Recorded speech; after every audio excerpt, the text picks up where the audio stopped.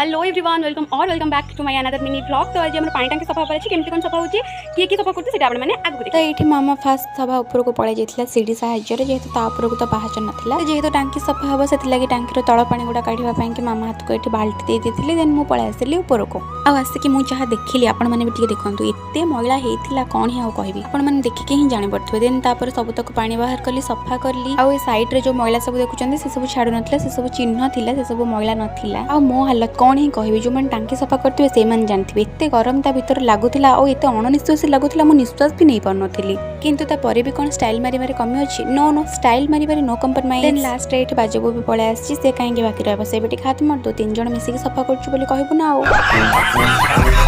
Then last में सब सफा करके बाहरी गली देन मामा ये तार टांकी कभर करदेला कभर करके से तार पलैला तौक तो मुझे जावाक ना धरु नी कहीं मत ये भल लगुला। आज भिडियो के एंड करा पुणी देखा आ गोटे मिनी ब्लॉग रे रोची टाटा बाय बाय।